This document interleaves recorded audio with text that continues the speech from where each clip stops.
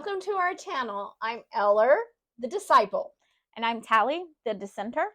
So today we want to look closer at how you have the difficult conversations using a roadmap for some of the principles that are really important as you're having difficult discussions.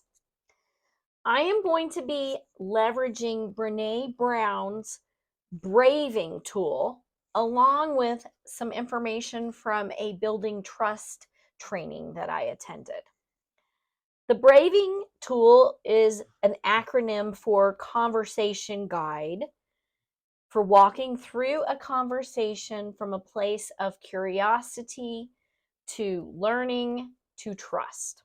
So the acronym is B for boundaries, R for reliability, A for accountability, V for vault, I for integrity, N for non-judgement, and G for generosity. And we're going to talk more about each of these, starting first with boundaries. Yeah, Eller. So what are boundaries? So Is this okay? we're very close. Physically And emotionally. and metaphorically. So the most important thing is before you have any difficult conversation, you have to understand your own values. Know your values. Know what you say you're about. For me, I'm about love. And I think that you are too. Yeah, I mean, this is a conversation that we had before of like, what are some of our base values? And I think if you are in the position with the person that you're having these conversations with, to have a chance to talk about values, maybe you can kind of find those shared values. For us, I think knowing that you are still coming like from that place of love and I'm coming from that place of love, it helps because we're also trying to get to the same destination in a way. So we've almost planned a trip together, even if we think we should take different routes. Right. And when we say love, for me, what I mean by that is respecting your personhood. Mm-hmm. Okay. But instead of trying to undermine it. Well, and I think when I say it, I mean specifically like love is like the all-encompassing, like I fully, and maybe it's cheesy or whatnot, but I do fully believe in loving every person as an individual, respecting them, and yeah, and how do you act with love? There are definitely things that you cannot do and still be a loving person. Agreed. All right. And so once you get past the know your values, and that right there, you might need to stop this video and go spend a day, or a week, or I don't know, maybe longer. But hopefully you do have that person to talk to, because that's really a helpful thing along that journey.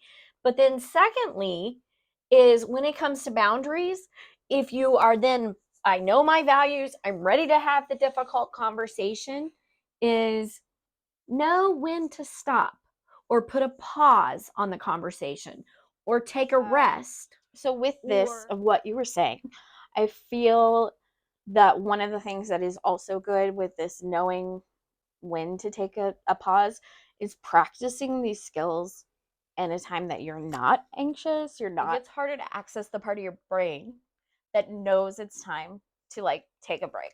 And it just has to do with our emotions. Or if you're like me, I am somebody, I'm just going to say this now because it's probably going to come up at some point. I do have ADHD. I have some impulse control issues.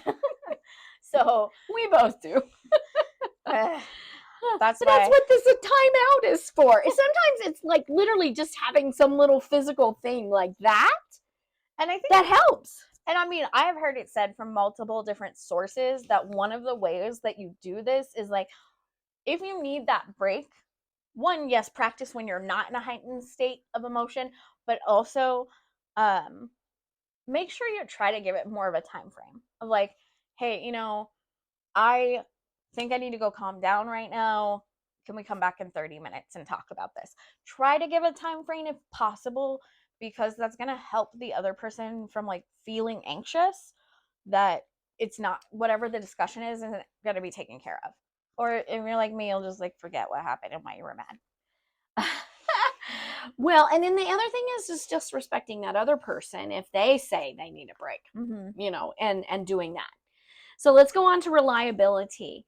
So reliability is really important. When we get new information, what do we do? And do we recognize that there might be cognitive dissonance? Do we recognize that there might be an inconsistency between what we say and what we do? And if we're being called on that, if we are a reliable human being to actually own that, and that even goes a little bit into accountability, but part of being reliable, they kind of go hand in hand, the reliable and the accountable. Yeah, I feel like there's also an again, this is talking about how we tend to dig in if something challenges our worldview. But I think that trying to understand like what your goal is, in some ways this goes back to the boundaries of like knowing your values. One of the values for me is I like to try and act on an evidence-based like way of being, or I like to try to understand what science is saying, what's going on with XYZ thing.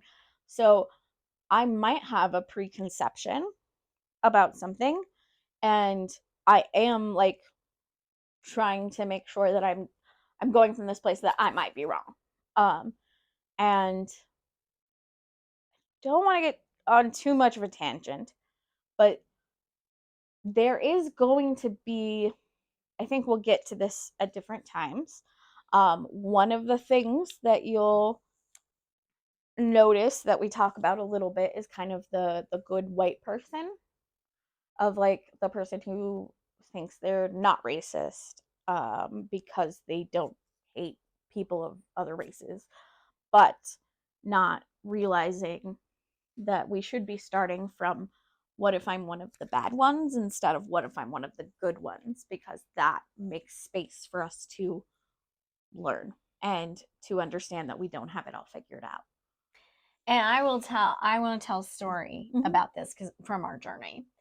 And you gave me permission, so I'm going to share it. When you came out to me, I was pretty devastated. At the same time, I had also kind of seen evidence before that I had been ignoring and trying not to listen to or pay attention to or dismiss.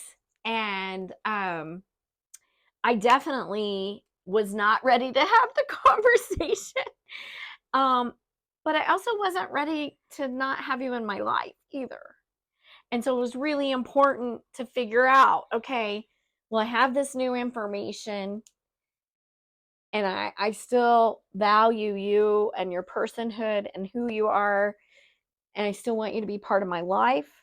So how do I work through that? And so curiosity, I mentioned it earlier, but I think that really is the biggest thing. Is I think when we've gotten our biases and we've gotten our preconceived ideas, we neglect curiosity. So curiosity really helps, and it helped me to think about, well, what is it like for you to have to even tell me that you were not the person I thought you were? Well, if just a side note, if you want to know what it was like, it was me making sure that I already had moved out, so that I knew that you couldn't kick me out of the house. So that was one of the things that I had done. I want to point out that also curiosity comes easier to some of us than others. I am always learning stuff and I'm always trying to learn stuff. And I will be like, I want to know why we had this mama cat that we fostered and she has 5 kittens and they're all different colors. And I will spend 2 hours researching cat genetics. So, if you can try to just find a little bit of that and maybe don't spend that much time on a rabbit hole, but Yeah. Yeah. Well, it's okay. I'm going to go on to Yeah. accountability. So, what are you responsible for? Do you need to listen or to think or to step back or to apologize or to make amends or to ask questions? And accountability in that space was, okay, you let me know, and you had moved out, and I didn't try to keep you from moving out. I was heartbroken at the time, but we still found a way. We still kept in touch. We definitely went through a period where we weren't as close as we had been, but I was still part of your life. Well, and I think, so we're kind of going through this a little bit with, I recently told my grandfather that I am queer and non-binary, and via a letter, after a recent visit, I gave him the letter at the end of the visit and said, you know, he could sit down and read it when he was ready. He has not said anything to me, and it's been a couple of weeks now. And so it's been kind of just like a waiting game. But honestly, there was definitely a point in my life where I felt like our relationship had this big chasm because I couldn't be me. I felt that that you didn't know who I was because I wasn't sharing that. I wasn't being honest about who I was. And so our relationship did suffer. And because I felt like you didn't want to know me. And some of that was being around that sort of dogma that I was around at when I was going to the Christian school that was surrounded by a lot of fundamentalists, and we hadn't been having any of these sorts of conversations. So I had no idea that your beliefs were different. Well, and at that phase, I was evolving. I wasn't where I am now. And I'm not always as curious as you are, but I am very much interested in becoming a better person every day. And so that's what I'm curious about. Maybe not 2 hours on cat genetics, but it's very fascinating though. You shared it with me pretty quickly. It was very interesting. Yeah, I distilled it to its base form. I mean, part of it was my boundary. Right. Part of it was me still learning too. And so and it's okay. I want to really give yourself permission. We're going to actually talk about that a little bit more as we get to the other pieces. But let's go on then to vault. So vault is understanding, first of all, asking yourself a question.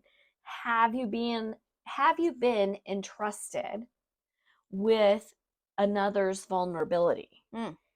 And then, do you protect confidences and confidentiality? This goes back to the whole coming out aspect of like, I mean, I just share that you also wrote a follow-up letter to be read after to let my grandpa, your father, know that that information has been shared with him that is not his to tell to the rest of our family. There are other members of my family that do not know, and I suppose if they find this video somehow, they will know, but I don't think it'll necessarily be that easy. But you know, it was just one of those things that you did mention, that it was like, for you, you've known since I was 17 and I am 35 almost. And so since that time, you have kept that from your father, because you were respecting me and knowing that that's not your information to give out. Yeah. So the next one is integrity. And the question there is, can you choose courage and be willing to change your mind over the comfort of digging in, like we just mentioned before? And that's a hard one, because we think of bravery or courage as like this image of somebody on a steed with a sword running into battle, right? That's not the kind of courage we really need in our society. We really need courage to have the difficult conversations, to be willing to absorb new information and change our minds. I'm not going to let go of the coming out stuff, apparently. It's worked very well for this conversation. Yeah. And I think that it goes back to the coming out stuff of like, you are afraid and you do it anyway. And it's okay to be afraid. Yeah. And you know that, I mean, the thing is that we act like coming out is something you do once and it's a big deal. But I do it all the time, every day. Every time I meet a new person, there's always this, do I tell this person? Do I say something? Like, I finally got to a place where I started putting my pronouns in my work email. I wasn't comfortable with that for a long time. It put me in this extremely vulnerable position where I'm like, now anyone I talk to has this like very specific information about me. Yeah. And while I understand this new push to start using pronouns, I hope that there is an understanding coming from people who are cisgender, that you are asking vulnerable people to be vulnerable when you are asking them to do that. And they should be able to do that when they are ready. It is easy for you to put your pronouns in your thing. If your pronouns are what you were assigned at birth. Non-queer. Yeah, when you use the expected pronouns, it's not a big deal. Like, when it is the scary thing when you aren't the person using the expected pronouns. I've been the only person in an entire room full of people as we go around the room introducing ourselves, and the person leading the session asked us for our pronouns, and I had to be the only person in that room who was using they them pronouns. Yeah. And that is terrifying. Yeah. Yeah. But I'm sorry to get off topic a little, but it was the bravery, the courage was trying to find that courage to do it anyway, to be afraid and to do it anyway. And I mean, it comes in many forms. I mean, for me, I had to come out to myself, and I didn't do You that always come out to yourself first. Yeah, but it was like a non-event to somewhere. I had Right. jokingly said that I was asexual. Oh yeah, and then I was like, and Mom, then that's a thing. And then, what was it? 10 years later, you told me it was a thing. I didn't know. Yeah. No, but I know that you So had. I was taking a queer studies class as part of my sociology degree, and I was telling you about something we had been studying in class, and you had said something about joking that you were asexual, and I was like, oh, well, that's a thing. Yeah. Well, this was, I remember when Right. you were 13 and asked me That if I I was didn't ever know. going to date again. Yeah. And I was like, no. I mean, it wasn't quite that bad, but yeah, I was pretty much no. So in non-judgment, this is the giving grace to yourself and to others. Are you seeing something within yourself and or within someone else that you don't like, that makes you uncomfortable, that makes you afraid, that maybe gives rise to hate? It's okay to own that, to recognize it. Give yourself grace and then breathe and go on. Yeah, I think this for me is such a difficult thing, just because I want to be 100% clear. If you are a person of color, if you are queer in any way, and I apologize for those of you who do not appreciate that term, but if you are part of the LGBTQIA plus community in any way, and you were speaking with somebody who has disrespected or dehumanized you or made it clear that they don't agree with your existence, because apparently that's a thing you can do. I'm standing right in front of you. What do you mean? That's always a hard one. You do not owe those people the work. They have to go do that work. You do not have to engage in those conversations. If you cannot be in that space, there is, God, I'm trying to stay away from some of the like overly used discourse, but there is the term emotional labor of like when you are speaking with somebody who essentially doesn't agree with the things that you agree with, there's part of you that is doing that labor of like trying to keep yourself calm and in a place where you're like just able to get through the situation. I mean, I've been in situations where you're just trying to like end the conversation because you're like, okay, I need to be as polite as possible and get out of this situation as fast as I can because it's not safe for me, or it's whatever the case may be. Please feel that you have a right. This goes back to that stepping away. But in those cases, you don't owe those people a time frame. You don't have to come back to that conversation. Yeah, you telling that story brought to mind a visit with your grandfolks, and how when you walked in the door, your grandma made a comment about your piercing. And I was so proud of you in that moment because you didn't argue. You got up and you left. And it was the right response. You said nothing. It was the right response for that context. And I want to encourage you folks. There's two sides of this. There's the people that are willing to have the conversations, and there are the people that are the kind of the core of the conversation. Like they're the ones being asked to do the emotional labor, if you will. Or, so there's two sides of this. And it depends if, somebody is coming at you with a perspective of they want to hear you and they want to respect you and they're ready to listen. Mm-hmm. And then are you ready? Mm. And then if you're not, it's okay to say, I'm not ready. But maybe at some point you will be. Not to, again, we're just going to throw in another term, but there's this thing called sea lining, where it's like a specific form of trolling. And it generally happens more online. So I would say in general, if you're able to avoid getting in these conversations online, unless you just really enjoy fighting, I don't know, but which some people do. Generally, like, you run into this term where people will be like, oh, but I'm just trying to understand, and like everything you say, they're obviously not listening, or not actually, like, there's a difference between like hearing and like listening and understanding. So it's like that whole idea of like they just disregard what you say and continue to ask some other question.